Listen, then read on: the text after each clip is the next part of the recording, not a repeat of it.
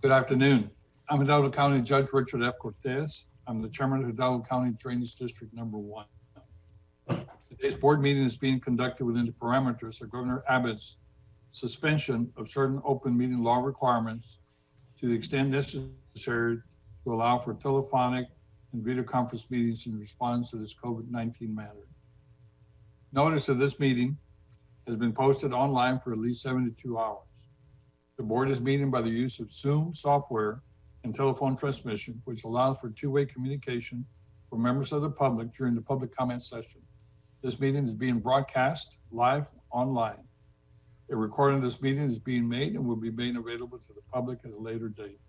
The time now is 1:45. I'll call the meeting to order. We'll start with a roll call with precinct number 1. Good afternoon, David Fuentes, precinct 1. Eddie Cantu, precinct 2. Everardo Villarreal, precinct 3. Ellie Torres, precinct 4. Richard Cortez, County Judge. That constitutes a quorum. Then we will have our, Mr. Hassan will have our prayer. Yes, sir. Good afternoon, Judge and Commissioners. And please bow your head. Dear Lord, we thank you for another beautiful day with our families and with our work. We thank you for your promises of love and protection. Lord, I ask that you grant us hope, health, and healing to families and individuals who are facing struggles and battling illnesses today. I ask, Lord, that you give us all the guidance, knowledge, discipline, and determination to effectively fulfill our duties of making the best decision for Hidalgo County. And may we each recognize every opportunity to pass your blessings on to others. All this in your name. Amen. Do we have anybody sign up for open forum? No, Judge, not for drainage. Okay. Next item on the agenda is the acceptance and approval of the consent agenda. No issue, Judge. Recommending approval is just a check register.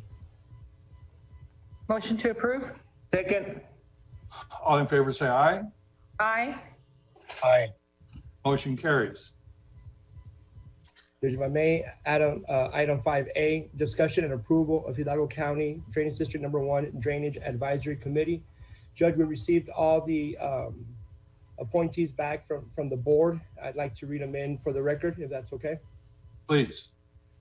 Judge appointees, Dr. Francisco Guajardo, Ms. Ann Cass, Ms. Yara Corbett, Dr. Antonio Ureste, Mr. Joe Phillips, Mr. Mo Lopez, Mr. Daniel Diaz, and Mr. Mike Perez.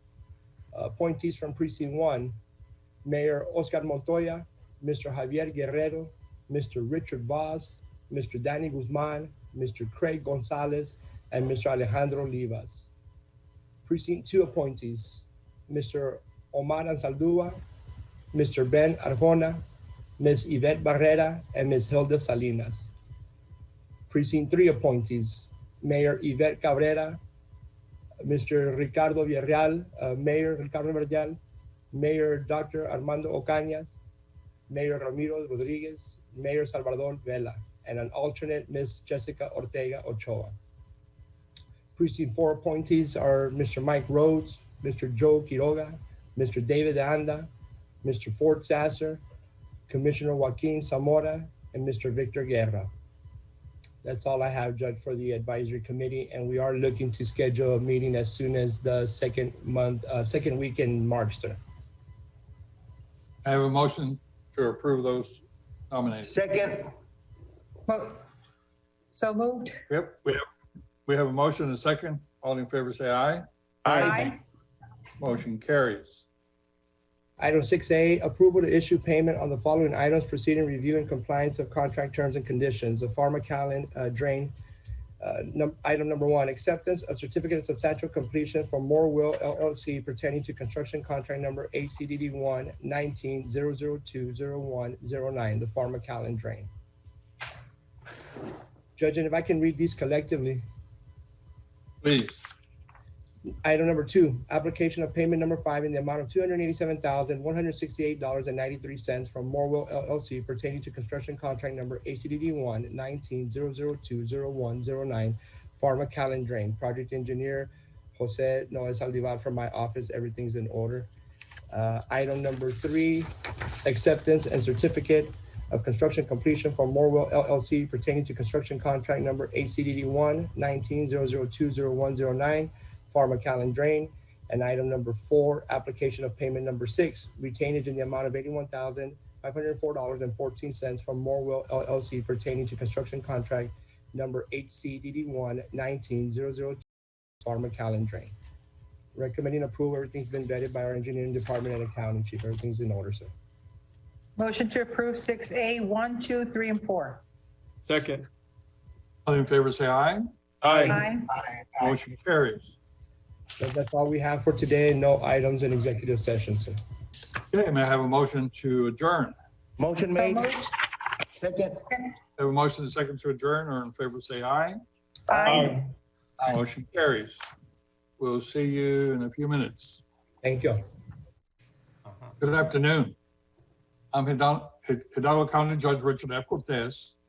Today's Commissioners Court meeting is being conducted within the parameters of Governor Abbott's suspension of certain open meeting law requirements. They just started the regular. And then Serena, es que Serena se va a pasar para enfrente. She's going to talk. Sorry for that. It was necessary to allow for telephonic and video conference meetings in response to COVID-19 matters. Notice of this meeting has been posted online for at least 72 hours. The court is meeting by the use of Zoom software and telephone transmission, which allows two-way communication for members of the public during public comments. This meeting is being broadcast live online. A recording of the meeting is being made and will be made available to the public at a later date. The time now is 2:00. I call the meeting to order. We'll start with a roll call to establish quorum with precinct number 1. Good afternoon, David Fuentes, precinct 1. Eddie Cantu, precinct 2. Everardo Villarreal, precinct 3. Ali Torres, precinct 4. Richard Cortez, County Judge. That constitutes a quorum. Today, we're joined by Sergeant Tracy Wisdom. She served in the U.S. Marine Corps. She's currently providing mental health services to our local veterans at the Mcallen Vet Center. She will lead us in our Pledge of Allegiance.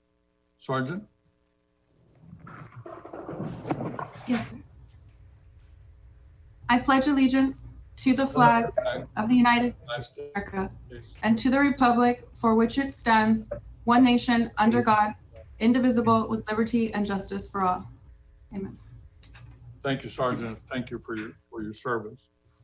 Today, we're also honored to have Judge Patty Ocañas that will be leading us in prayer. Judge? Thank you, Judge. In the name of the Father, and the Son, and the Holy Spirit. Dear Lord, as our county recovers from the effects of this bitter cold, we ask for your mercy. We maintain our faith that you will give the wisdom to our policymakers and give patience to us as neighbors to help our community prevail. We ask that you please continue to guide our leaders and abundantly bless our county, for we have suffered tremendous losses because of this virus and now this inclement weather. We ask for your continued mercy and that we may extend grace upon one another as we work through this devastation. We humbly ask that you extend your protection upon us. Lord, please be with our county judge, our commissioners, as they make difficult decisions during this challenging time. I ask that you cover them with the blood of your Son, Jesus Christ, so that they may continue to lead our county for the betterment of this community. We ask all of this and for any special intentions in our hearts through your Son, Jesus Christ. Amen. Amen. Thank you, Judge. I also ask that you observe a moment of silence in memory of Sister Telly Lappy. I don't know if you remember Sister Lappy. She was a missionary sister for Immaculate Heart of Mary. She passed away from the effects of COVID on February the 17th. She was 70 years old, but her dynamic spirit made everyone think she was younger.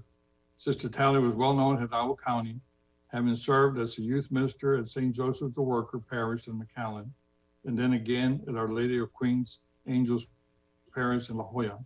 In 2004, Sister Tally was one of the founding sisters of Proyecto de Desarrollo Humano in St. Anne's Church in Penitas. After serving on her congregation's general leadership team in Rome, Sister Tally moved to the Bronx in New York, where she was serving as a leader of the Sisters Retirement Community when she passed away. Sister is fondly missed by the many people whose lives she touched. Join me in silent prayer.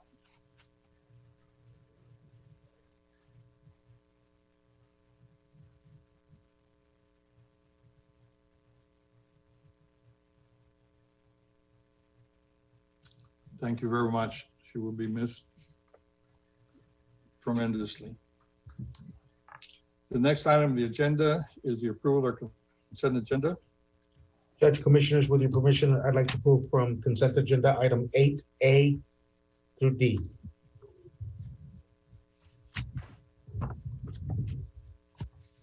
May I have a motion for the balance of the consent agenda? Move for approval. Motion to approve. Second. We have a motion and a second for the balance of the consent agenda. All in favor, say aye. Aye. Motion carries. Judge, Commissioners, for the record, consent agenda items 8A, B, C, and D. There will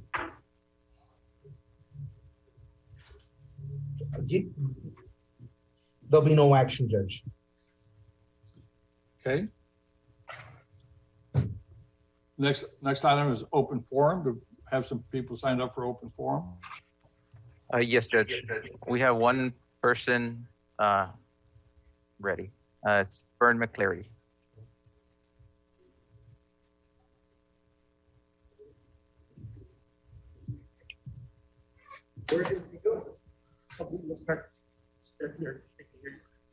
Good afternoon, Ms. McClarity. There is a 3-minute time limit. I will advise when there is 1 minute, and I will start when you start. Commissioners, for your information, a significant part of Hidalgo County was without electricity.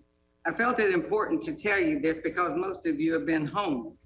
This commission has not had a public meeting, and I mean a meeting where the public is there and can ask questions. Like, why do you keep spending if everyone is sheltered in place and cannot earn a living? How are the people going to pay their taxes if businesses are closed? There is no way anyone could have predicted what has happened. I sincerely believe that God is upset with our country and especially with this county. After the sales of $360 million in bonds in 2019 for the courthouse and related activities, this county and the world was stopped in its tracks by a pandemic.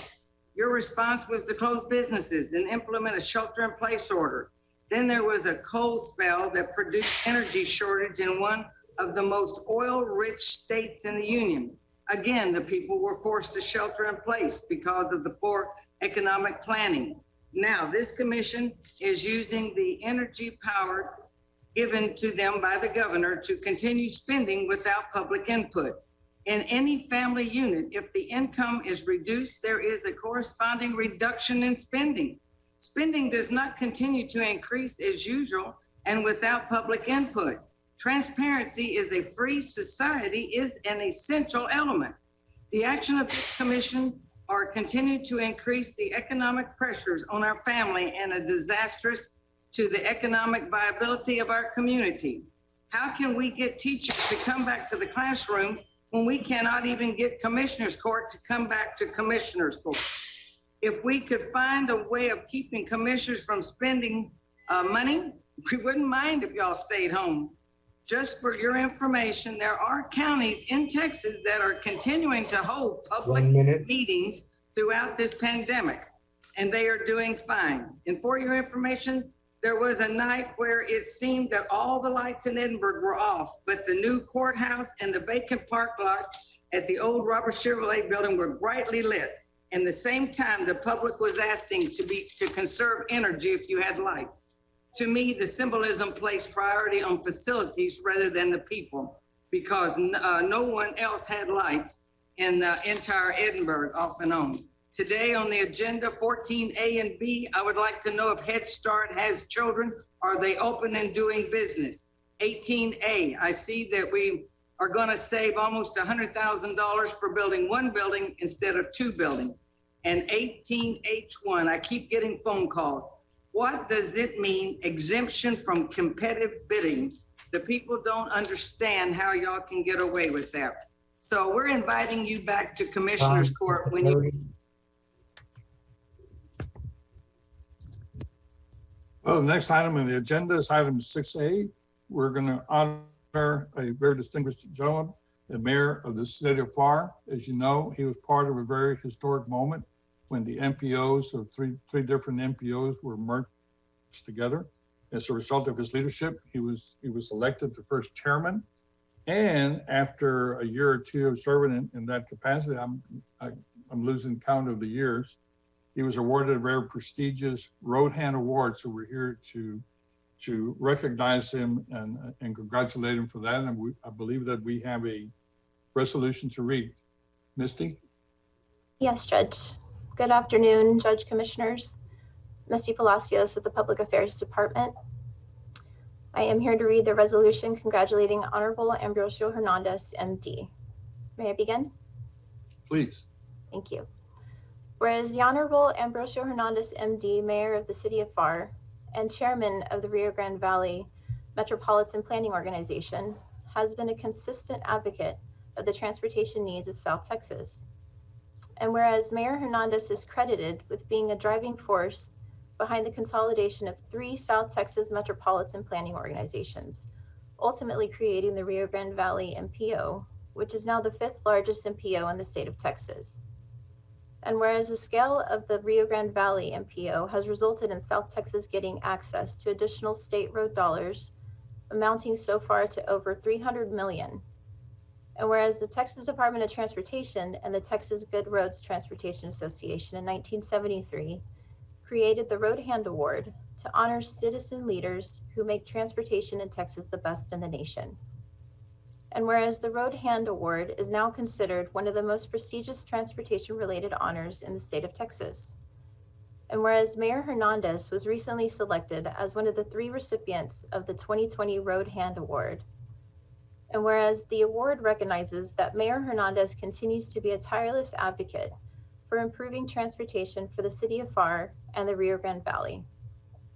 Now therefore be it resolved that the Hidalgo County Commissioners Court extends congratulations to the Honorable Ambrosio Hernandez, MD, and offers its heartiest thanks for the efforts undertaken by Mayor Hernandez to improve the ever-growing transportation needs for the residents of Hidalgo County and the Rio Grande Valley. Approved this 23rd day of February 2021. I have a Motion motion to approved. approve. Second. We have a motion and a second to approve. All in favor, say aye. Aye. Aye. Carries. Congratulations, Mayor, Chairman. Thank you. Judge, may I say a few words? Please. So first and foremost, thank you for inviting me here, Judge and fellow commissioners. Thank you. It's good to see my colleagues and friends being present here today. On behalf of the city of FAR, of course, of myself, we're very delighted to be recognized. But this award really represents the culmination of a lot of work from a lot of people, including yourself, County Judge, and Eddie Cantu as well, and Fuentes. All these people were at the back and also at the forefront in many Saturday meetings and many other meetings where there was, I remember meeting with Eddie at Starbucks and again at some restaurants with Judge Cortez at the onset of the merging of the MPO. But all these meetings took place because, quite frankly, you guys had far more wisdom than I did to push this forward. And I just happened to be at the place, and I'm glad I was there at the place to be able to help get this done and to see this, everything come to fruition that we're seeing transpire for the residents of FAR, the county, the RGV MPO now. And we are all should be honored the fact that we got recognized by the state of Texas for this endeavor. And on behalf of myself and the residents of FAR, we want to thank you guys also as a commission for being there, steadfast, always pushing forward for the betterment of the Rio Grande Valley as a whole. So with that, thank you very much, guys. We really appreciate it, and we're humbled. Thank you for your efforts. Thank you. Appreciate it, Mayor. Thank you, Mayor. Congratulations. Thank you. Congratulations, Mayor. Thank you. Absolutely. Congratulations and thank you. Congratulations and thank you for everything you do, Doc. Thank you, Mr. Torres.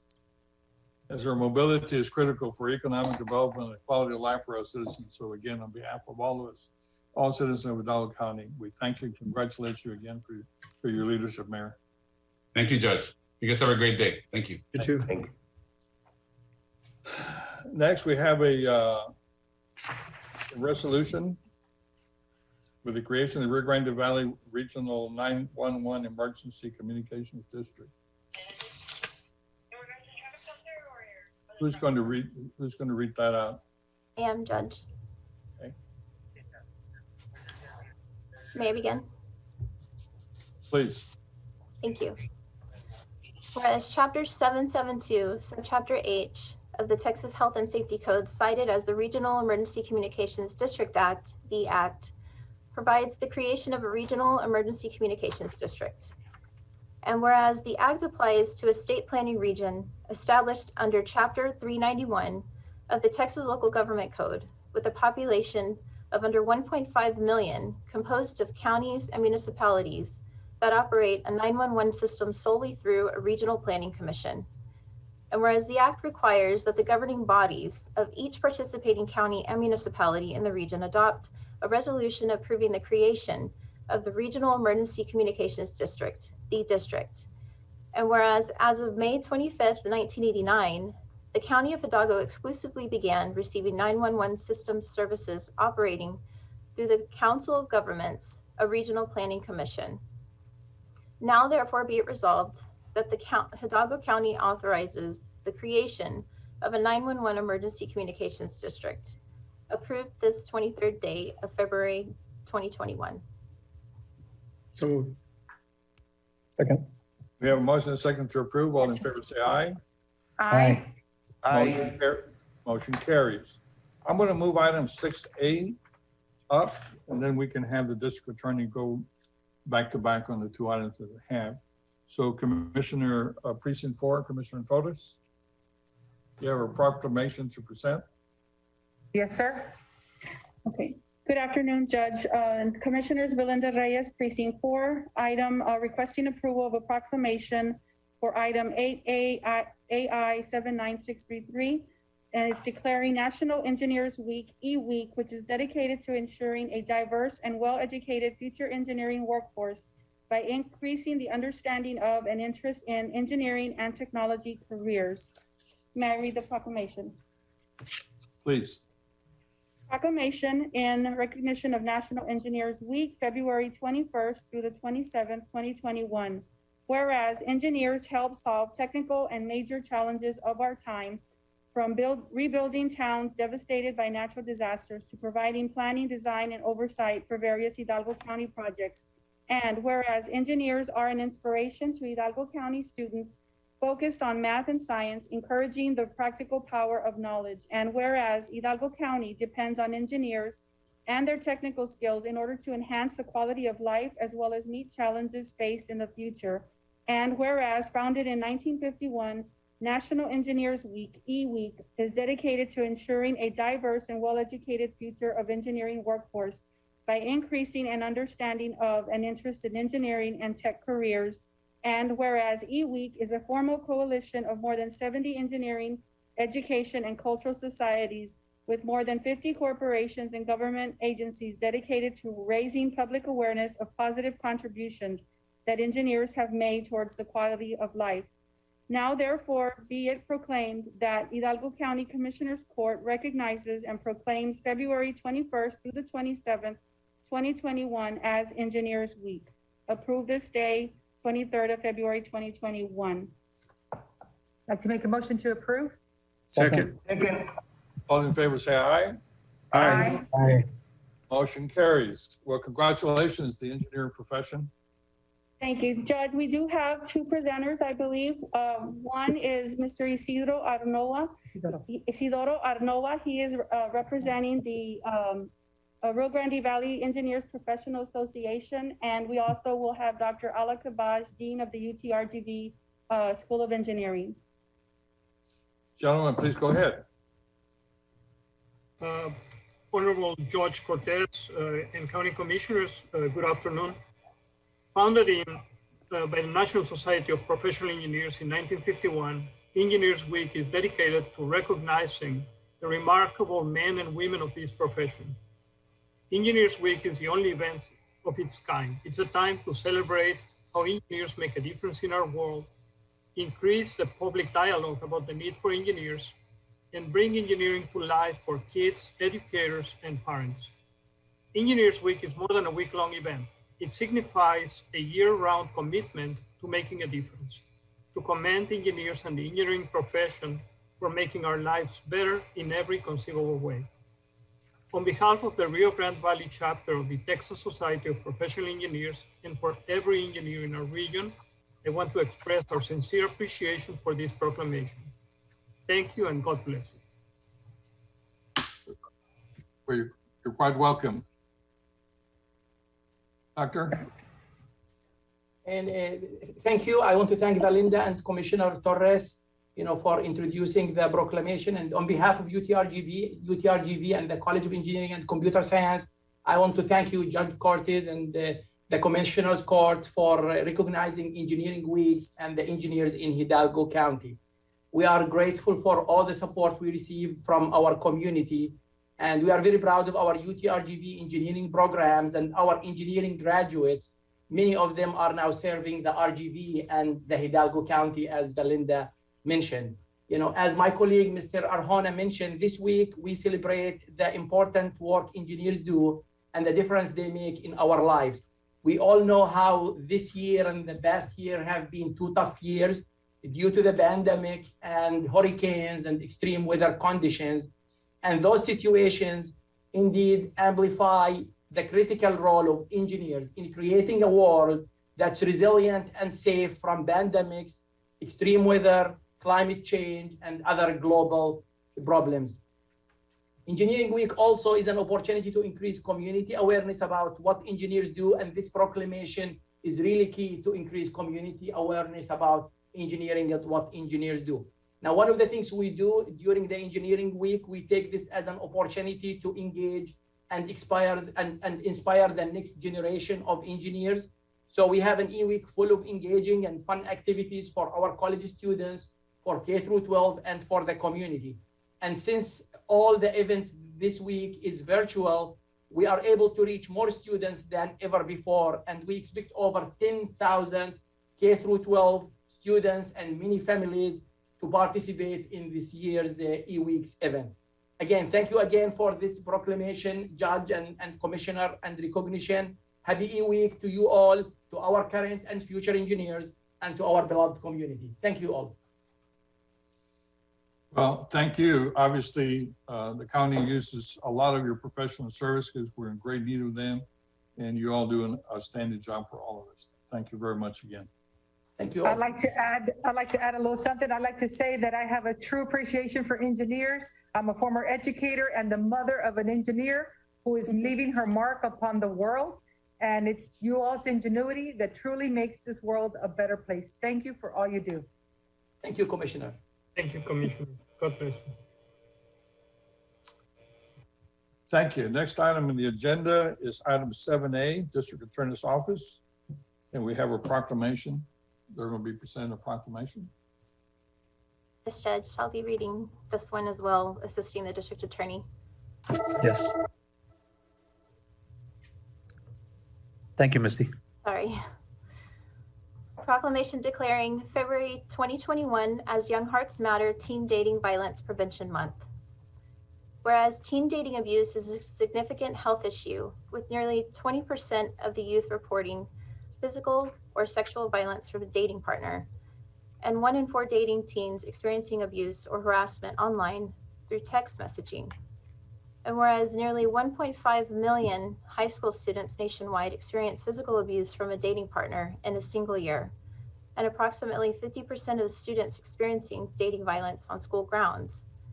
And whereas high school students who experience physical violence in a dating relationship are more likely to use drugs and alcohol, more likely to engage in risky sexual behavior, more likely to develop self-esteem and body image issues, and are at risk for suicide, and are much more likely to carry patterns of abuse into future relationships. And whereas parents, teachers, coaches, counselors, healthcare providers, clergy, elected officials, and other important role models are urged to provide young people with education about healthy relationships and relationship skills.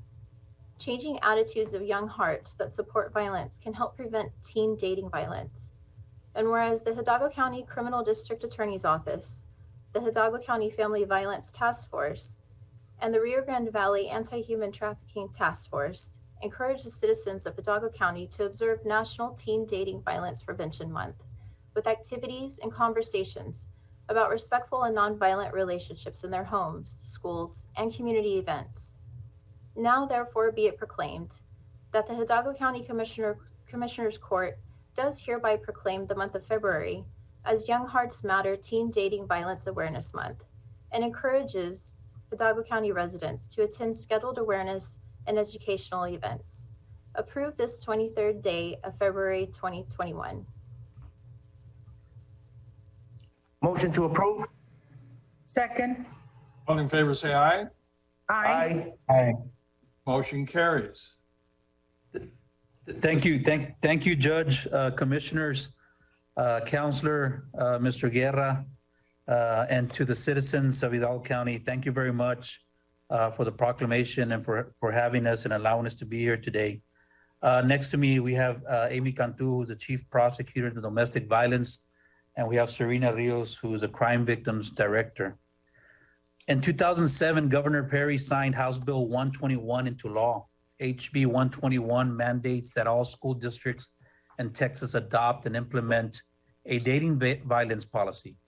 During the past years, our office, specifically our victims unit and our advocates, have helped many school districts implement and strengthen the requirements of HB 121, including defining dating violence, safety planning, enforcement of protective orders, alternatives for protective orders, training for teachers and administrators, counseling for affected students, and also, as we stand here today, doing as much awareness education for students and parents.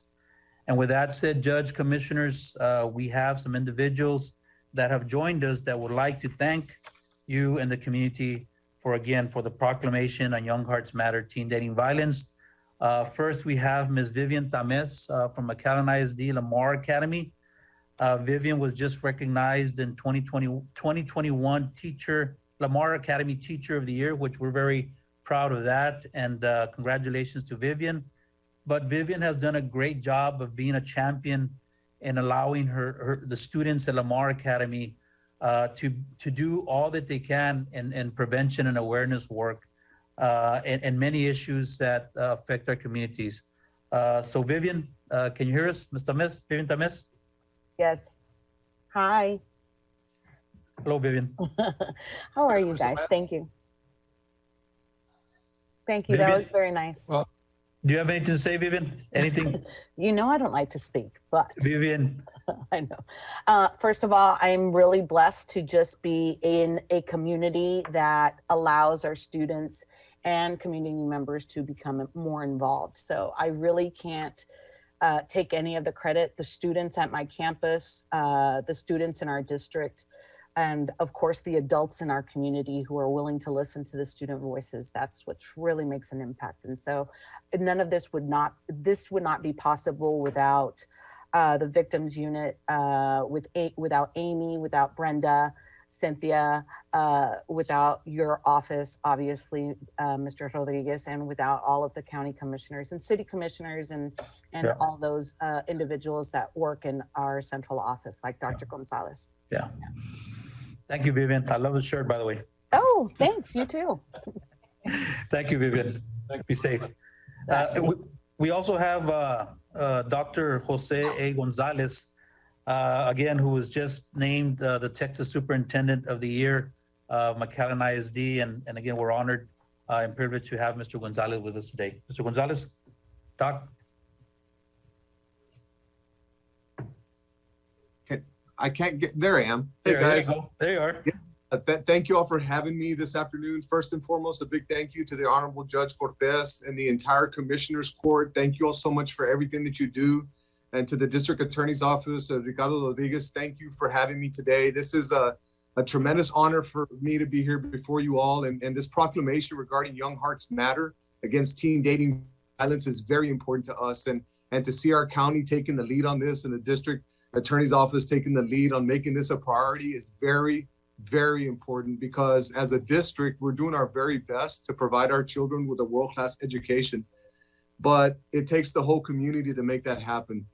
We're trying to raise the emotional quotient of the entire student body. So as we work toward making kids not only book smart, we're also trying to get them to understand the importance of being respectful and having healthy relationships. So you guys have just set the plate for us as we move forward. So a big thank you to all of you for making this important. And please know that Mcallen ISD is committed to doing this as we provide our children not only with a world-class education, but with safe environments where we teach our students how to love one another and respect each other. So thank you all.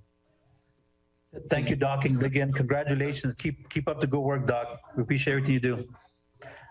We also have Chief Robert Dominguez from Mission Police Department. You know, Mission Police Department and Chief Dominguez and also the City of Mission have always been in the forefront when we talk about, you know, victim services, and also, you know, have participated with us in many prevention awareness events. So, Chief Dominguez, are you with us? Chief Dominguez? Can you hear me? We can hear you, Chief. All right. First and foremost, I just want to thank Judge Cortez and the commissioners for this teen dating violence proclamation. Obviously, one of the things that we've done here is try to do as best as we can with the situation that we have. Is it that?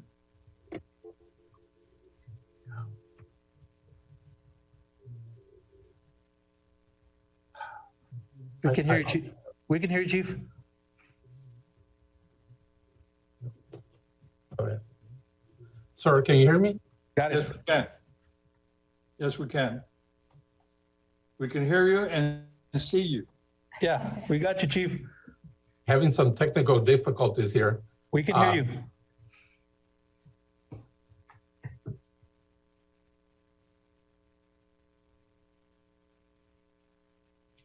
Okay. Can you hear me, Rick? Yes, we can. Yes, Okay. we can. Again, I just want to thank the judge and the commissioners for this proclamation. And obviously, Rick Rodriguez, our DA, has always been at the forefront in bringing this type of issues out in the forefront and helping us in the law enforcement community. We're just so proud of that and working with his office. And also here in the city of Mission, obviously, we started here in February the 6th with the wearing of orange to obviously bring awareness to teen dating violence. At the same time, obviously, we work closely with Mission CISD, La Jolla ISD, and Sheridan ISD in promoting this. Obviously, one of the most important things is the youth of our community. And, you know, it's important that we forge those relationships with our school districts to bring awareness, in this case, to teen dating violence here in our community in the county of Hidalgo. And I talk for my colleagues as well, the chiefs throughout the county of Hidalgo, and thanking you, Judge, and the commissioners and our DA for always being at the forefront and helping us through a lot of these type of situations that we have in our communities. And again, thank you on behalf of law enforcement here in the county of Hidalgo for your continued support. And you can count on us to obviously bring out the message on teen dating violence here in our community. Thank you, Chief. Thank you very much. Again, keep up the good work, and thank you for your partnership and collaboration. Next, we have Serena Rios, who's our Crime Victims Unit Director, and she wants to share not only with the judge and the commissioners, but also with the citizens of Hidalgo County on a video that was worked on by the county. And I'll let her talk to you a little bit about more about that. Serena. Thank you, Mr. Rodriguez. Good afternoon, Judge and Commissioners.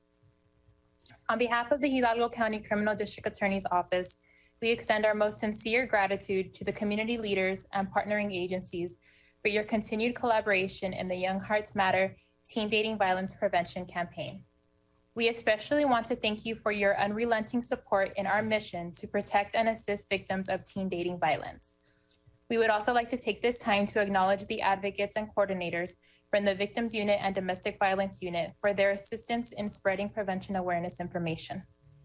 This year, we collaborated with the Hidalgo County Sheriff's Office, Mcallen ISD, Regional Justice Center, Justice Alert Technology, creator of the Victim Information Notification Safety app, Online Web Services, U.S. creator of the Victim Services Tracking Software, BCFS, HHS, RGV Protects, the Rio Grande Valley Anti-Human Trafficking Task Force, and the Hidalgo County Family Violence Task Force to launch a video to provide prevention education on teen dating violence. We would like to thank the Public Affairs Office and Multimedia Coordinator, Jacqueline Trevino, for her hard work in producing this video and creating the availability to distribute it to all of the Region 1 school districts. We continue to collaborate with and assist other agencies who service different populations. Together, we can raise awareness and promote safe and healthy relationships. We stand with all individuals who have known pain and isolation of an abusive relationship. Our office recommits to take part in ending the cycle of teen dating violence that has affected too many of our adolescents. Our youth can take action to keep as safe as possible or obtain assistance from a school counselor, a parent, or a teacher. The Hidalgo County Criminal District Attorney's Office is available and willing to help create a safety plan or apply for a protective order. Please do not hesitate to contact our Victims Unit at 956-292-7616. Thank you. Thank you very much.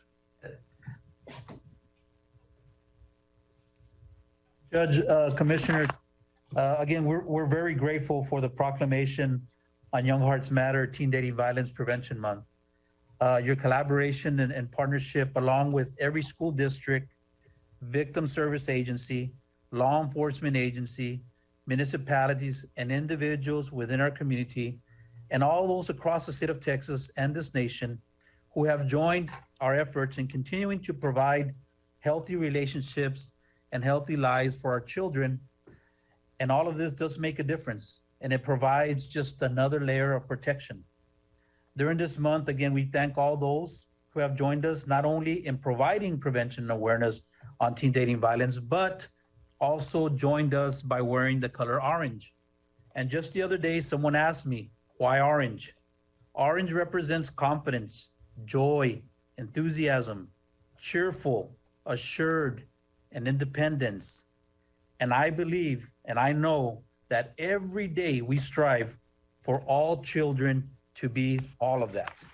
And again, through the help of the judge, commissioners, and everyone else who's been part of this, thank you again for your collaboration and partnership. Before I finish, I would like to mention just some individuals that have joined us here today, which is Maria Cancino from BSFS, HHS Common Thread, City of Palmhurst, City Manager Lori Lopez, Mission CISD Superintendent Carolina Carroll, G. Perez, Mcallen ISD Superintendent, as you heard from Jose Gonzalez, Palmhurst PD Chief Vela, Refugee Services of Texas, Rio Grande Valley Empowerment Zone, Joanne Garza, UTRGV PD, Victim Service Specialist Amanda Quintanilla, Weslaco PD Chief Rivera, Crime Victim Liaison Delfina Salazar, and also Jaime Escalante Middle School. We have Principal Mr. Monreal and Counselor Shirley Viescas.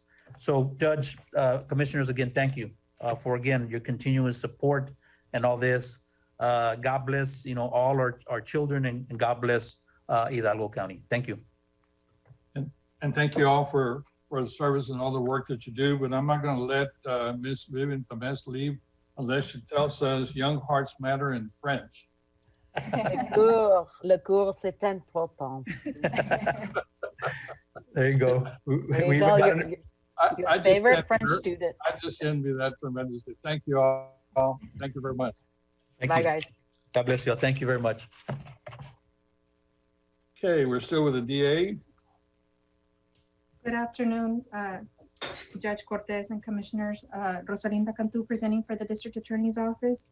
Item 7B, we're requesting authorization to submit the fiscal year 2020 Federal Equitable Sharing Agreement and Certification Report on behalf of the agency head, Ricardo Rodriguez Jr., Hidalgo County Criminal District Attorney, and governing body head, Richard F. Cortez, Hidalgo County Judge, with authority for county judge to sign said report. Motion to approve? Second. We have a motion second to approve. All in favor, say aye.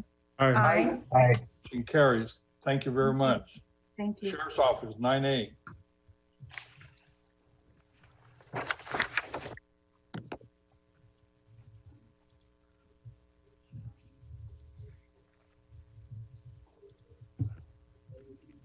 Someone here from the Sheriff's Office?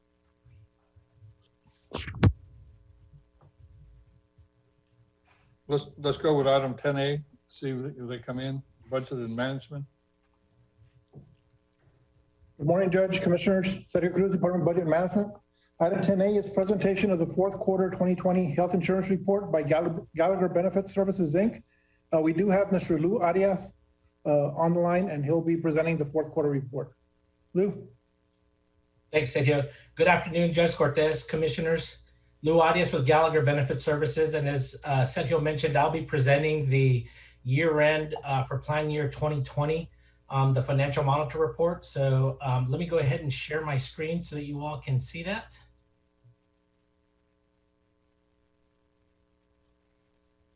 Can you all see my screen? Yes, sir. Yes. Okay, so as I mentioned, this would be the financial monitor report for plan year 2020. So I'll go ahead and get started. And so the agenda would be to go over those claims through December, the end of your plan year, your previous plan year. I have some COVID-19 updates, and then I wanted to talk a little bit about some ongoing projects that we'll be reporting to you in future Commissioner Court meetings. So as I mentioned, this is for claims through plan year December 2020.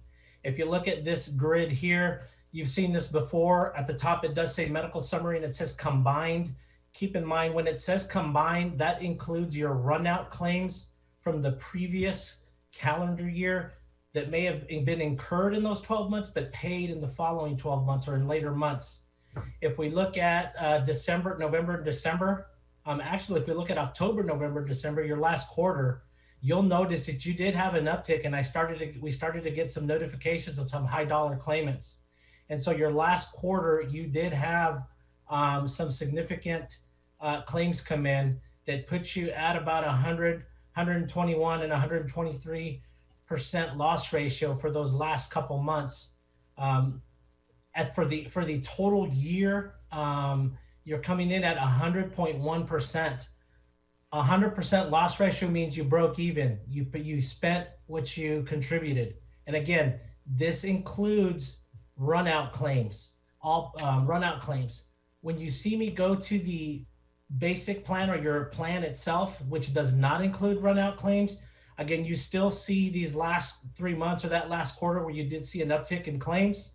And again, keep in mind, this could be COVID claims, but it could also be claims at the end of the calendar year where folks are off of work and may have scheduled some of those non-essential or postponed surgeries that we talked about back in March when we saw this artificial low here around here, April and May. And so those could be claims that were rescheduled. And then on top of that, you've got folks that have met their deductible and took advantage of having those services done before a new deductible in January. So if we look at the end of the year, you ended up at 98.7%. The year before that, you had a better year. Again, I think 2020, you got to throw COVID in for some of that. You came out at 90.6%. And the difference is $4.3 million over last year, but you did come in under budget. You did sneak in under your current budget. And I'll talk a little bit about what we think we can do to help offset that going into this new year and subsequent and upcoming years. Lou, can I interrupt you for just a second? Yes, sir. Is that net of any reinsurance reimbursements that we might get?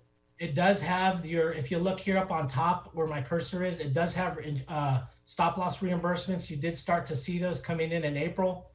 And absolutely, you started to see those come in on these higher October, you got 121,000. November, 41,000 and 82,000 in December. So it does include those stop loss reimbursements. But I mean, there might be some that qualify in the first quarter due to runouts from 2020 that for those surgeries that may have been November, December claims that from November, December, right? Absolutely correct. So those last quarter claims, they were incurred in that last quarter.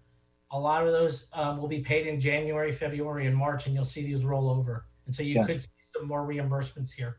Yeah, maybe that'll take us under 100%. But either way, I mean, for us to break even in circumstances like we were, especially with the pandemic, that's pretty good.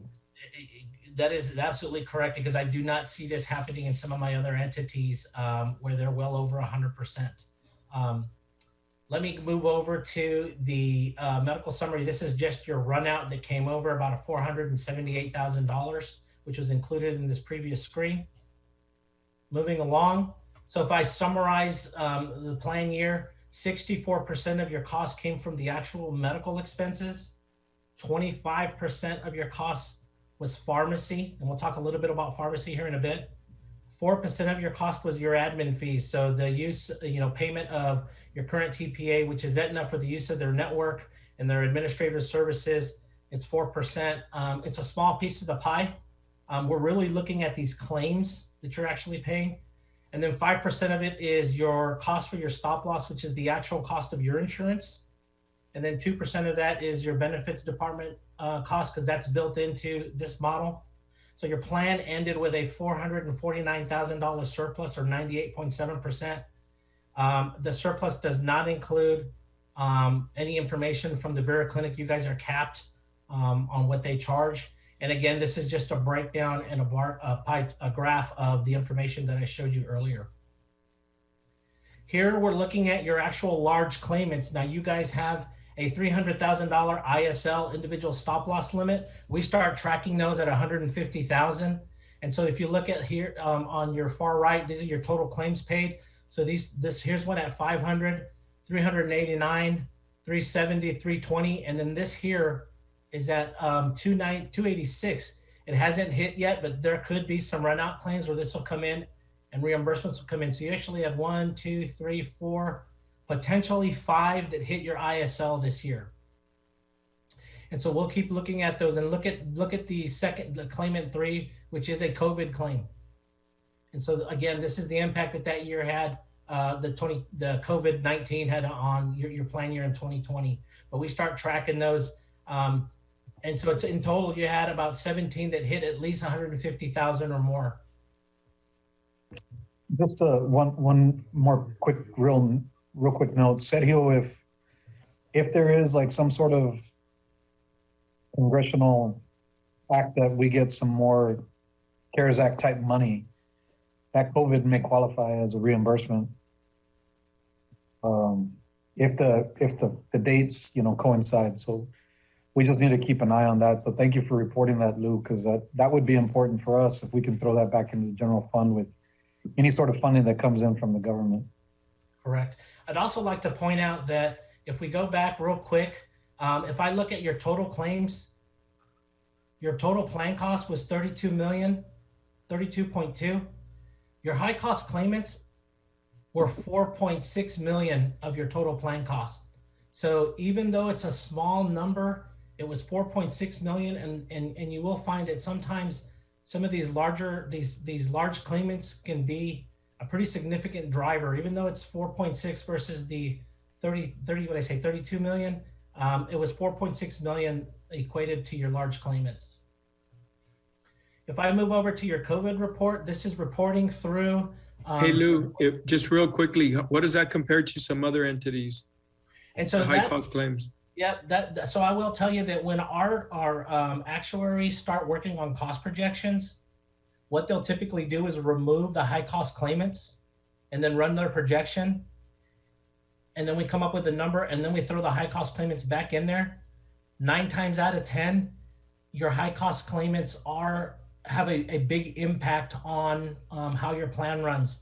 That can be both good and bad. So the good part is that if you don't have these high cost claimants repeat and going into the next, couple months or plan year, then you won't see them driving the cost up as much as you did in the previous year. The bad side is that it's a small number of folks. It's, 20% of the population can drive 80% of the cost at times. Yeah, my question I think is, how do you project it? Like, do you normally do it by percentage, 10%, 15%, or based on experience with the entity? It's based on the experience with the entity, because we look at past history and then go forward from there and see where those folks are. It's kind of tricky. We look at where those folks are in their plan of treatment. So if they just started it and they're hitting high dollar claims, we know that there's future claims coming, because our actuaries can tell us if it's, let's say, a cancer and they're at the beginning stages of their treatment, we have a ballpark figure of what that total plan of treatment will cost going forward. If they're at the end or in the middle, then they based it on that. So it is based on the history and the actual diagnosis. And when we start going into, when we start doing your cost projections, that's when we'll be able to have these discussions as to how much of that is actually still driving your total budget.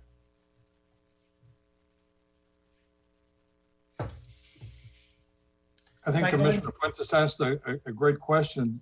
Since you know the number, can you, as our consultant, find out whether this new grant that we're having, and we're gonna get one, we just don't know exactly what it's gonna look like, whether these expenses would qualify for reimbursement. That would be very helpful.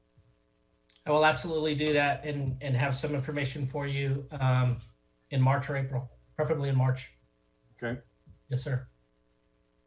So if I look at your COVID update, again, this was through February 7th. If we go through that current week, your expenditures on COVID claims, and this is telemedicine. If we look at the whole year, when we look at March 1st, 2020 through February the 7th, your total expenditures was 1.7 million. And this is for telehealth. Here's the number of tests and the number of vaccines. That number of vaccines obviously is low because it's very early. I anticipate hopefully that number will go up, and those are just the ones that have gone through the health plan. And if you look at here, you've seen this before, you can definitely see where the trends were on tests versus the actual non-COVID claims. And so you actually have a nice comparison here where you have COVID versus non-COVID. You do have a lot of folks, which is good news, using the clinic for non-COVID. They're not just using it for COVID. And that's the whole intent of the, I'm sorry, I said clinic, the telemedicine services. Here's another snapshot just at a glance for COVID telemedicine, $2,300 for that week. Non-COVID was $9,444. So folks are still using telemedicine for various reasons. Maybe their providers aren't seeing face-to-face patients and they're not themselves doing any kind of telemedicine, or folks are just using the telemedicine for minor things, which is the whole intent, because those claims come in a lot lower than going to your primary care. And then here's your non-COVID, 179 members for that week. Here's for the total for the year is 8,400 for non-COVID and only 906 for COVID. So what I also wanted to talk about is, since these are your financials for the end of the year, sometime in March or April, Aetna will schedule a meeting to do the year end, and that talks about utilization. And that's where they really drill down and look at what really drove the cost. We look at that. We build our own models. We start looking at hospitalizations, ER visits. So that's usually around March or April. So we'll be looking at that upcoming soon. The Prudent RX, which is the pharmacy program that we put in for your specialty drugs, started in January. We'll have a report hopefully for the first quarter through March. I can tell you through year to date, so far that program has saved the county $32,000, and that is just for the month of January. And that's for that Prudent RX program, where we take advantage of those manufacturer coupons, so that not only the member has little to no out of pocket, that the county also gets to take advantage of the balance of that coupon. And so that's something that we'll continue to track and hopefully see that your utilization of your pharmacy, especially on specialty drugs. Specialty drugs are, sometimes can end up in the 25% of all your pharmacy spend. We'll also be coming back to talk to you about some wellness strategies to increase participation. I've been working very closely with Diana and Sergio's team in talking about how to increase participation, folks doing their HRA, doing their biometric screenings, and getting creative. We'll also have some information on the Vera Clinic. I'm getting a lot of data, and I should have that hopefully this week so that I can quantify what that clinic that's opened up in August has actually helped the health plan, how it's impacted the health plan, so I can quantify that in dollars. And then we've also been looking at some outpatient cost-saving measures. And so hopefully I'll be able to come back with some information that we can share and some strategies to see if that's something that the county would like to participate in. Now, the timing of all of this, since we are in February and you're a 1/1 effective date, it's been brought up in the past, last maybe third or fourth quarter. If we think that the county should stay put, or if we think that the market has become extremely competitive, and if you should bid your products. If we're going to do anything like that, now's the time to start having that conversation, because it is a long process. I will tell you that we have put some of our larger ISDs in the valley out to bid, very, very close to where the county sits. And the market has become extremely competitive. And so I kind of wanted to put that out there. If that's a discussion that we were going to have, we need to start having that now. And this includes not just the medical, but all products. And so I just kind of wanted to plant that seed, because if we're going to start talking about that, we'd want to do it sooner. If we have that conversation in July, it'll be too late. We could pull it off, but we would be really hard pressed to get it all implemented and do it correctly. So that concludes my presentation. Does anybody have any questions? I'm glad you referenced, the going out for potentially going out for bid, because I think that, like you mentioned, if the market is competitive, we could always get a better product for the same price, or, the same product for a less expensive price. One question that I had for Sergio is during the budget process, when we addressed the medical claims, we budgeted at the same amount as last year? Premiums are the same as last year, yes. Yeah, So looking at the trends, we probably might need to look at increasing those for next year, or implementing additional programs to be able to reduce the cost. Okay. Well, that's good. Again, I think breaking even is good, considering all the circumstances. But yes, I think that we need to at least start looking at whether it's, strategic for us to go out there and get some bids on all the products, because we want to try to make sure that we offer the best to our employees as well. Yeah, I agree with Commissioner Fuentes, Lou, that I believe that we do need to go out to bid for all the products and see what's out there and how we can better serve and have better services for our employees. Correct. And so, like I said, it's extremely competitive marketplace. We may be able to do better. At the bare minimum, you'd have your incumbent carrier come back with a better deal than what you have today. And so it would be a win-win. I just wanted to throw that out there, because it is a lot of work.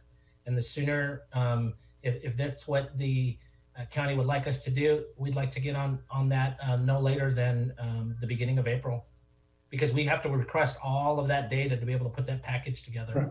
And potentially put it out, let's say in June or July. Yeah, that'll be particularly important to do it, sooner rather than later, because we do have the open enrollment. It would at that point be, if we do switch carriers, we would have to have a mandatory open enrollment for everybody. So we would want to do that early on, maybe sometime in September, October, so that we can be able to have everything ready, have all the insurance cards if we do all that, get all that processing. It's a lot of stuff that goes behind the scenes that we would need to do. So definitely, if we want to start looking at that, we need to start looking at that already. We have an insurance committee, don't we, Sergio? Mother? We have an insurance committee, don't we? Yes, we do. We already have the insurance committee that we have. We are already going to have to go out for our voluntary products.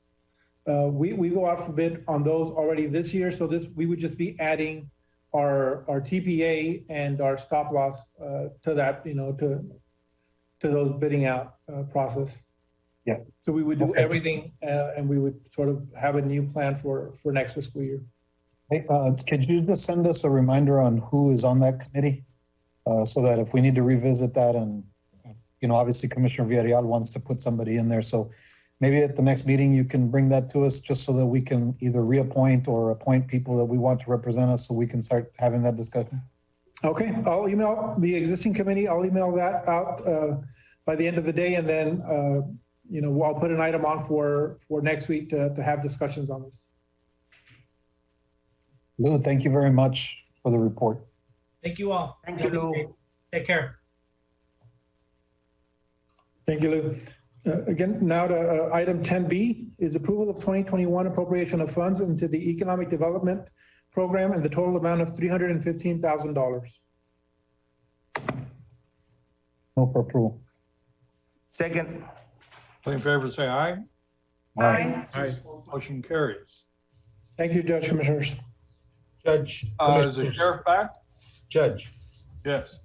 the sheriff, Captain Freeland was having issues. He was on, but he cannot get his audio to work. So he and I spoke, and I will be presenting for the sheriff's office. But at Okay. this time, Judge, I'd like for the court to please recess Commissioners Court and open our emergency meeting Okay. scheduled for I have 3 I p.m. have a motion to recess. A motion to recess. All in favor, Second. say aye. Aye. Aye. Okay, I call the meeting to order, the special meeting to discuss emergency order. We start with a roll call with precinct number 1. David Fuentes, precinct 1. Eddie Cantu, precinct 2. Everardo Villarreal, precinct 3. Ellie Torres, precinct 4. Richard Cortez, County Judge, that constitutes a quorum. Mr. Guerra? Yes, thank you, Judge, Commissioners. And I do believe Chief Saldana is on the call. The item is presentation, discussion, and necessary action to approve the order continuing local state of disaster for the County of Hidalgo due to severe winter weather event. Chief Saldana. Judge, Commissioners, I'm asking to extend the disaster declaration from the 7-day period till the conclusion of this event. Since it's been opened and we're one of 77 counties that were enacted as the disaster declaration by the federal government for the individual assistance and public assistance program. I recommend that we extend the declaration. Move for approval. To what date? Till the conclusion of the event. This one can stay open until we decide to close it, just like the Hannah one. So it's an open date. Yes, sir. All right. Second. We have a motion and a second to approve. All in favor, say aye. Aye. Motion carries. Judge, Commissioners, the last action item would be authorization for the county judge to sign the required documents. Motion to approve. Okay. We have a motion and a second. All in favor, say aye. Aye. Aye. Motion carries. We have Thank you, adjournment. Judge. Okay, Thank that you. concludes our special meeting. I have a motion to adjourn.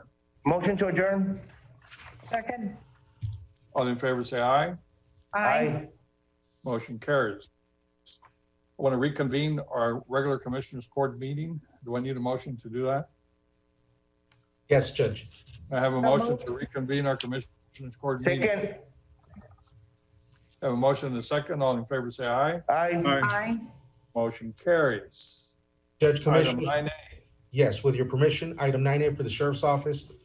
Sheriff's Office is the Organized Crime Drug Enforcement Task Force, which is OCDEF. That's Fund 1284, and they're asking approval of the certification of revenues certified by the county auditor for the OCDEF fiscal year 2021, which is February 1st, 2021 through September 30th of 2021. Overtime agreement in the amount of $5,000 and appropriation of same. So moved. So moved. Second. We have a motion and a second to approve. All in favor, say aye. Aye. Aye. Motion carries. Item B is requesting authorization to submit the fiscal year 2020 federal equitable sharing agreement and certification report on behalf of the agency head, J.E. Eddie Guerra, Hidalgo County Sheriff, and governing body head, Richard F. Cortez, Hidalgo County Judge, with authority for county judge to sign required documents. Motion to approve. Second. Have a motion and a second to approve. All in favor, say aye. Aye. Motion carries. Item C is requesting approval of payment for the following invoices submitted by Celso Gonzalez Construction, Inc. for the construction of the bus barn for Hidalgo County Sheriff's Office through the current agreement contract, which is C19-2670602, and that would be our purchase order number 819948 in the amount of $26,944.02, payment application number 5. Motion to approve. Second. Have a motion and a second to approve. All in favor, say aye. Aye. Aye. Motion carries. Judge Commissioners, our last action item for the Sheriff's Office is presentation and discussion of the 2020 racial profiling report as presented by the Hidalgo County Sheriff's Office. This is in accordance with and adherence to Article 2.133 of the Texas Code of Criminal Procedure.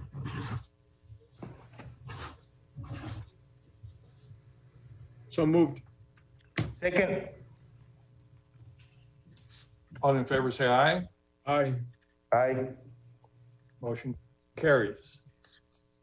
Item 11A, Constable Precinct 3.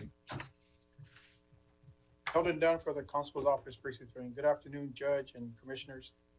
11A, requesting authorization to submit the fiscal year 2020 Federal Equitable Sharing Agreement and certification report on behalf of the agency head, Lázaro Gallardo, Hidalgo County Constable Precinct 3, and governing body head, Richard F. Cortez, Hidalgo County Judge, with the authority for the county judge to sign required documents. Motion to approve. Second. All in favor, say aye. Aye. Motion carries.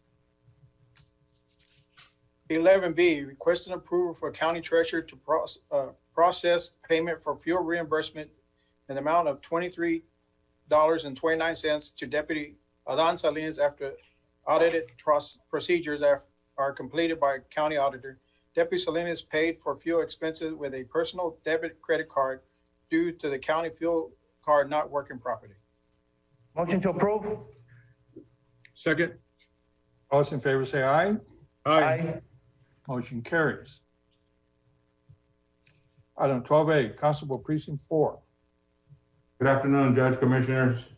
12A, A1-79655, requesting authorization to submit a 2020 Federal Equitable Sharing Agreement and Certification Report on behalf of the agency head, J.R. Gaitan, Hidalgo County Constable Precinct 4, and governing body head, Judge Cortez, with authority for county judge to sign required documents. Motion to approve. Second. All in favor, say aye. Aye. Aye. Aye. Motion Thank you, Judge. carries. That's all I got. Thank you. Thank you, Constable. Mr. Olivares, item 13A. Good morning, Judge, Commissioners. Eddie Olivares, Hidalgo County Health and Human Services. I have a couple of items here. 13A, discussion and consideration and approval to draw down funds for demonstration year 5, withheld UC or uncompensated care payment in the amount to be determined by Health and Human Services Commission instructions from general fund and or the local provider participation fund, the LPPF, with a transfer date of March the 2nd, 2021, and a settlement date of March the 3rd, 2021. On this, sir, we're expecting to get the actual figure from the state by the end of this week, but this is within review of the county auditors and the budget officer. Move for approval. Second. Second. All in favor, say aye. Aye. Aye. Motion carries. The item B, sir, is approval of certification of revenues as certified by the county auditor from the local provider participation fund and the amount to be determined by HHSC and the final instructions at the end of this week. So moved. Second. All in favor, say aye. Aye. Aye. Carries. And the last item is approval of appropriations of funds from the local provider participation fund and the amount to be determined by Health and Human Services Commission. Final instructions at the end of this week, sir. Move for approval. Second. We have a motion and a second to approve. All in favor, say aye. Aye. Motion carries. Thank you very much, sir. Thank you, Mr. Olivares. Head Start.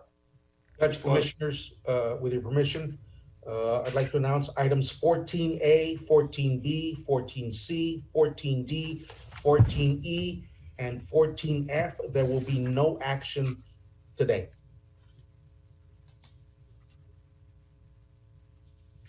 Okay.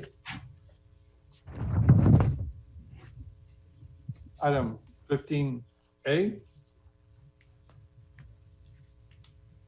Mr. Longoria, you're muted, sir. There you go. Is that better? I apologize. Good afternoon, Judge, Commissioners. Item 50, with your permission, Judge, I'd like to take them out of order, take 15B first. Sure. If that's Sure. okay, they make more sense chronologically. So it's item 15B is discussion, consideration, and possible action to accept amendment to the fiscal year 2020 Community Service Block Grant Program, contract number 612-00003225 from the Texas Department of Housing and Community Affairs for program year 2020 with authorization for Jaime Longoria to sign any and all pertinent documents. Judge, Commissioners, in the interest of full disclosure, we are finishing up the expenditure of our program of our 2020 CSBG year. And what we are planning on doing is we're trying to create some positions. We're trying to add necessary manpower, woman power to continue providing the services that we're providing the people of Hidalgo County. So the 2020 grant would change in that we would create a coordinator 2 position, and that's embedded here in this amendment. We would also create 4 eligibility worker 1 positions. Those are positions that would allow us to do increase the capacity of screening the massive number of applications that we're receiving, and would also fund the reclassification of a supervisory position that we have as a program manager that has really evolved into more of an administrative position. So these changes are proposed and embedded into that 2020 budget. We're at the very end of our spending cycle. We anticipate completing our funding by the end of March. So embedded in this are those 3 moves. Move for approval. Second. All in favor, say aye. Aye. Motion carries. Thank you, Judge. Commissioners. One of the things I didn't mention was that at the next Commissioners Court meeting, I intend to create those slots, and we can have a more of a discussion, and we will also look more closely at the reclassification of that position. But this allows me to have my funding in place should the court desire to entertain that. The next item is 15A. That's discussion, consideration, and possible action to accept amendment to the fiscal year 2021 Community Service Block Grant Program, CSBG, contract number 612-100003456 from the Texas Department of Housing and Community Affairs for program year 2021 with authorization for Jaime Longoria to sign any and all pertinent documents. Judge and Commissioners, what this item does is it aligns, once again, the funding in those particular grant programs, in that particular grant program, so that we can do the things that you just voted on for 2020. There is one caveat, there is one change, one addition to that. It actually, previously I submitted an amendment in a 2020 to the 2020 budget to raise the salary of our accountant. And we did have a discussion about that. We were losing accountants about once every 11 months. We've raised the salary and provided a little more stability and attracted quality applicants. So we failed to include a 2021 allocation in our budget. So this item would correct that as well. Move for approval. Second. All in favor, say aye. Aye. Motion carries. Just before I go, I would like to say thank you once again to Commissioner Eddie Cantu and Commissioner David Fuentes and all their staff. We didn't, I'll be honest with you, I was a little skeptical when I was approached by Commissioner Cantu about feeding the massive number of people in the middle of this winter storm. And I noticed, Commissioner Villarreal was out there doing the same thing in Mission without our assistance. and Commissioner Torres was distributing food bags and commodities in the middle of all of this. I just want to say thank you to both commissioners for and the whole commissioners court for providing the assistance to those vulnerable families during this big event.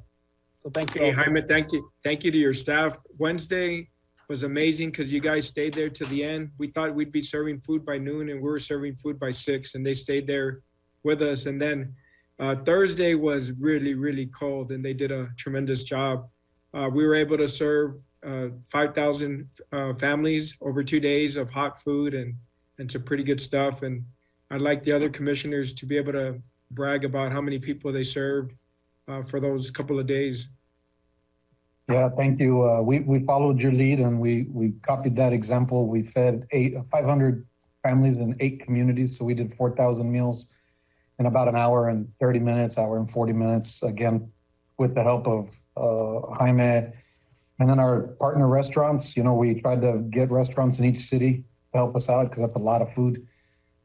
Thankfully, even with this food shortage, they were able to come through and take care of 4,000 families. We couldn't have done it without the assistance of the CSA. All their support group was fantastic. And then all of our volunteers and our city partners for traffic control, the Boys and Girls Club of Westaco, the Chamber of Commerce in Westaco helped buy meals as well to come up with some of those that we couldn't feed with all the CSA money. So congratulations to all of you guys as well and the great work that you guys are doing. But thank you again for allowing us to make that happen. Well, we fed over 1,100 hot meals and with partnership with Corinthian and another organization from here from Palmview. So it was very moving to see how many people actually need, and we ran out of food in less than an hour. I'll tell you that when I asked for authorization from the Texas Department of Housing and Community Affairs to do the first project with Precinct 2, Michael DeYoung, the Director of Community Affairs for TDHCA, who I had on the phone, said, well, that's really good, Jaime. Just remember that you've got 3 more commissioners, so you'll be working through the middle of next week. So, I'm really proud of the efforts of our county and all of the municipalities that came together. So thank you all very much. And I would be remiss if I didn't thank Tanya Ramirez and the fire department who helped her cook, the Mcallen Police Department that helped with traffic control, and Commissioner Augusto Contreras from Hidalgo and all of his support. And then my staff was amazing. From 1 minute to the next, we just said, hey, turn on the barbecue pits. And I was like, they were driving with them on and we were able to do this amazing deal. It's a little that we could do, the least we could do. It's like one of my staff members said to me, Judge, when we responded to the event in Hurricane Harvey that really started us in the world of providing services during emergencies. One of my staff members looked at me and said, ay, ¿en qué nos metiste? and that's kind of the look that we gave Commissioner Cantu virtually. But, his model was transferred over to Commissioner Fuentes and we were able to serve all those people. So we're really proud and I'm really proud of my staff. So thank you all so much. Well, what you all did was amazing. And I think everybody knows the different problems that we have here at Hidalgo County. The last number that I saw a 37.8% of our children in Hidalgo County are food insecure. What you all did was just tremendous to make sure that those families and those children were able to get hot food. So kudos again to all of you. It was really a pleasure to see how all of you worked so efficiently, so well, so collaboratively together. So this is a big thing, and we thank you all for that. Thank you all so much. Okay, next item is 16A. Yes, good afternoon, Judge and Commissioners. TJ Arredondo with the Planning Department. The first item is item 16A1, appointment of member to the County Subdivision Advisory Board and the County Board of Building Line Adjustments. Commissioner Villarreal, do you have a name? Yes, Arnold Ochoa. Okay. Move to approve. Second. All in favor, say aye. Aye. Aye. Motion carries. The next item, we're going to take no action. They're lacking some items and we're going to place them on the next agenda. So I'll go on to the next item is a preliminary approval with the variance request. Tierra Valverde subdivision precinct 1 is a 23 lot subdivision in a flood zone C.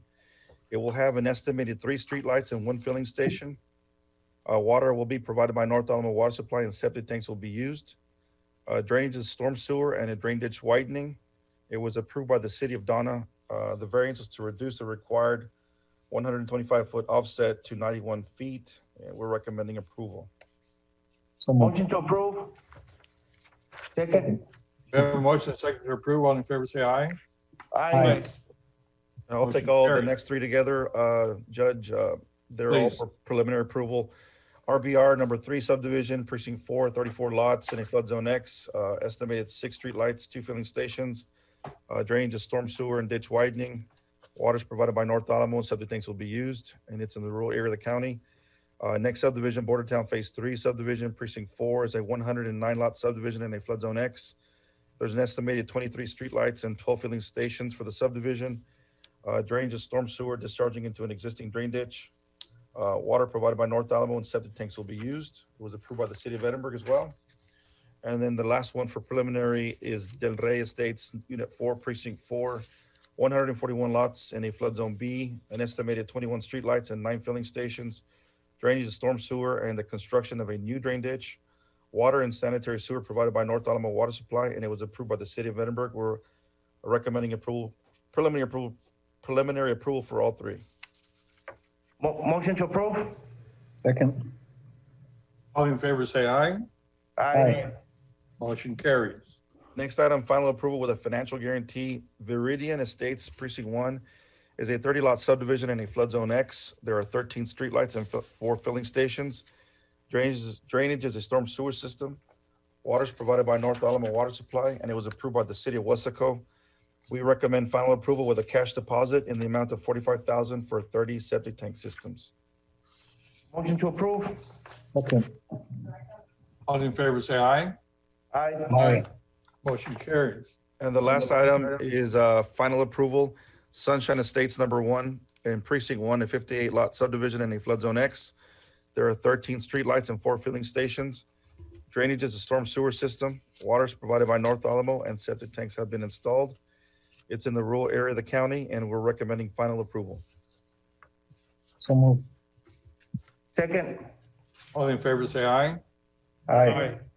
Motion carries. Thank you. Thank you very much, TJ. Yes, sir. Thank you. Item 17A, Commissioner Fuentes. Thank you, Judge. 17A, requesting authorization and approval to name a private road off of Rancho Viejo Street, West and Adams Subdivision, Farm Tract 100, Wesco, Texas, as Novak Service Road for 911 purposes as recommended by the Lower Rio Grande Valley Development Council 911 Department. Motion to approve. Second. All in favor, say aye. Aye. Motion carries. Good afternoon, Judge Commissioners. Dina Trevino for the Purchasing Department. Item 18A, 1, requesting approval of supplemental agreement number 1 to work authorization number 7 for B2Z Engineering for preliminary design and construction phase services for the county services facility in precinct number 4, and to amend the project name to preliminary design and construction phase services for the Justice Center. So moved. Second. All in favor, say aye. Aye. Aye. Motion carries. Item B, requesting approval of supplemental number 1 to work authorization number 7 with B2Z Engineering to amend the fee schedule to reduce project cost from $315,000 to $186,194.89 as the project scope has decreased. Motion to approve. Second. All in favor, say aye. Aye. Aye. Aye. Motion carries. Item 2, discussion, consideration, and ratification of purchasing director's action to cancel second publication of advertising and reschedule the February 24th auction due to the inclement weather, which has caused low interest and registration and could result in low turnout. With approval to reschedule the auction to March the 18th, 2021, and to publish the advertisement for the auction of surplus items to the new set date. Motion to approve. Second. All in favor, say aye. Aye. Motion carries. Item B1 for precinct 1, acceptance and approval of work authorization number 1 with an estimated cost of $84,960 as submitted by Alpha Infrastructure Engineering through an on-call professional engineering services agreement to provide general management coordination, road infrastructure assessment, and report compilation for year 2020 for precinct number 1. So move. Second. All in favor, say aye. Aye. Motion carries. Item 2, acceptance and approval of work authorization number 1 with an estimated cost of $19,668.64 as submitted by Rabba Kistner Inc. through on-call professional engineering services agreement, construction materials and geotechnical testing services for mile 5.5 West Road project in precinct number 1. Motion to approve. Second. All in favor, say aye. Aye. Motion carries. Item C1 for precinct 2, requesting authority to enter into a lease agreement for a loader and grapple excavator operators with Big D Tractor through our cooperative purchasing program with a monthly amount of $59,700 with authority to increase if necessary, subject to pricing verification by the purchasing department. So moved. Second. All in favor, say aye. Aye. Aye. Motion carries. Item D1 for precinct 3, for information and documentation purposes pursuant to Article 1.6 of the lease agreement between Hidalgo County Precinct 3 and Jose Ramirez Jr. for use and known as the Peñitas landfill has terminated, and per Texas Commission on Environmental Quality acceptance of certification of final facility closure in accordance with the approved closure plan and applicable regulations, and now under the post-closure period as more specifically described in the attached supporting documentation with required notices to lesser sent by lease provisions. Motion to approve. Second. All in favor, say aye. Aye. Motion carries. Item B, pursuant to First Amendment to lease of land between Hidalgo County Precinct 3 and Jose Ramirez Jr., requesting action to reactivate and continue the original term of 3 years with an effective date to coincide with final closure of landfill of February the 2nd, 2021, with lease payments to commence accordingly. Motion to approve. Second. All in favor, say aye. Aye. Aye. Aye. Motion carries. Item 2, requesting acceptance and approval of final construction contract with Ream Construction, Inc. for Mile 3 North project from Goodwin Road to Tom Hill Road, located in Precinct 3, in the amount of $14,028,648 with 44 cents. Motion to approve. Second. All in favor, say aye. Aye. Aye. Aye. Carries. Item E1 for Precinct 4, approval of amendment number 3 for Nazari Warren Group Architects Inc. for the design and construction of Sunflower Park. So move. Motion to approve. Second. We have a motion and a second to approve. All in favor, say aye. Aye. Aye. Motion carries. Item F1 for Constable Precinct 3, approval to purchase 2 Chevy Tahoes through our membership with HGAC Buy Board with Caldwell Country Chevrolet in the amount of $83,391, which includes an HGAC fee of $600. Motion to approve. Second. All in favor, say aye. Aye. Aye. Motion carries. Item G1 for the Sheriff's Office, authority to purchase 1 Hobart heavy-duty dishwasher with Mission Restaurant Supply in the amount of $125,481.15 with a 4-year warranty in the amount of $13,429.59 through our membership with Buy Board, and authority for County Treasurer's Office to issue a check for the warranty, for the 4-year warranty. So moved. Second. Second. All in favor, say aye. Aye. Aye. Motion carries. 18-2A, requesting approval of work authorization number 1 with B2Z Engineering for professional services of construction of wall partition in adult detention facility releasing area. So moved. Second. All in favor, say aye. Aye. Aye. Aye. Motion carries. Item B, pursuant to Article 15 of the original contract request by B2Z Engineering to engage Chanine Engineering LLC as a subcontractor for design and construction documents. So moved. Motion to approve. Second. All in favor, say aye. Aye. Aye. Motion carries. Item H1 for Precinct 2, requesting exception from competitive bidding requirements under the Texas Local Government Code 262.024A10. Any work performed under a contract for community and economic development made by a county under Section 381.004, Community and Economic Development Programs. So moved. Second.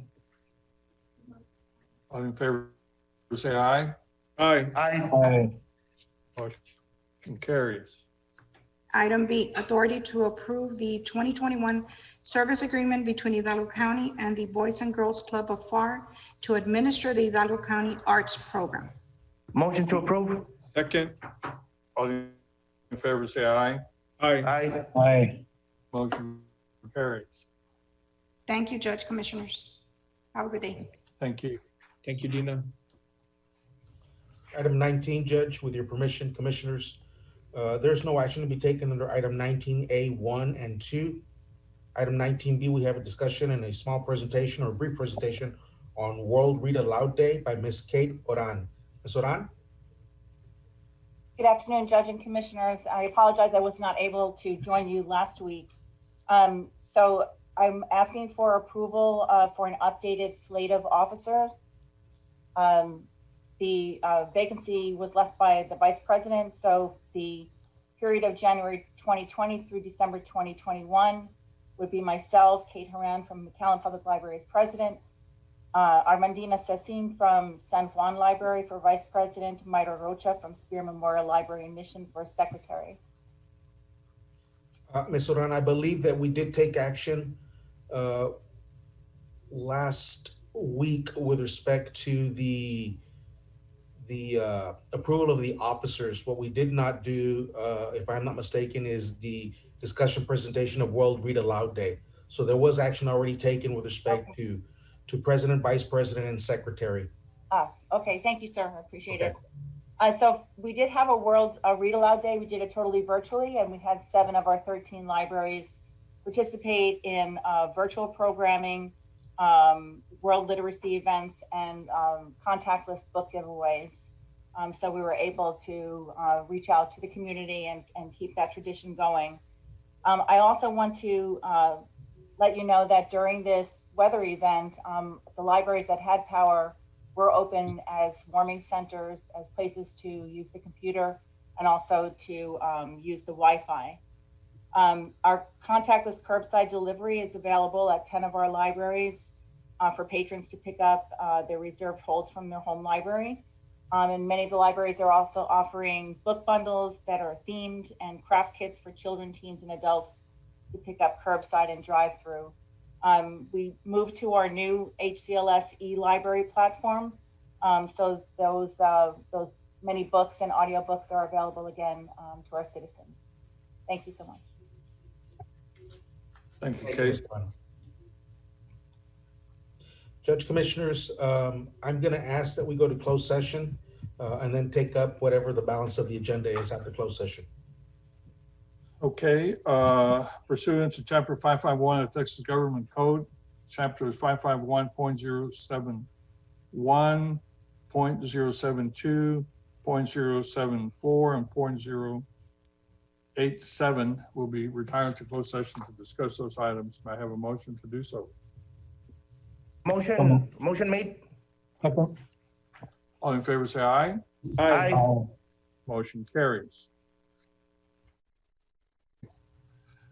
Okay, we're back from executive session. It's 4 minutes after 4, and we do have some action items to take. Yes, sir. Thank you. Under open session 23A, real estate acquisition appropriation for same, there's no action to be taken. 23B, pending and or potential litigation, there's no action to be taken. 23C, discussion, consideration, and possible action regarding response to public health emergency. Judge Commissioners, I will refer back to item 20 in a minute or so. Item 23D, case number 720 CV 084 USA versus 2.433 acres et al. Judge Commissioners, for the record, we will proceed as directed. If I may go back to item 22A, there will be no action, and 22B, there will be no action today. Moving back to item 20, discussion, consideration, and possible action regarding A, county response to disaster health emergency. 1, CARES Act funds. A, Hidalgo County Wi-Fi project. Judge Commissioners, at this time, there'll be no action to be taken. Item 20B, measures necessary to preserve public health and safety. There was no action taken on the prior agenda item. And item 20C, direction regarding county government operations, including but not limited to essential functions. Judge Commissioners, as we have been for quite some time, we continue to follow the CDC recommended guidelines, social distancing, facial coverings, hand sanitizing, washing, again, the safety and well-being of our residents when they come visit and do business with the County of Hidalgo is first and foremost, as well as the health and safety of our employees who are providing that service. Judge Commissioners, if I may, that would conclude 20C.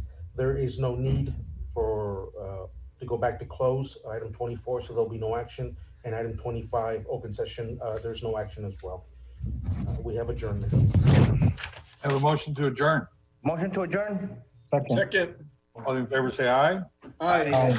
Motion carries. Thank you, everyone. Thank you.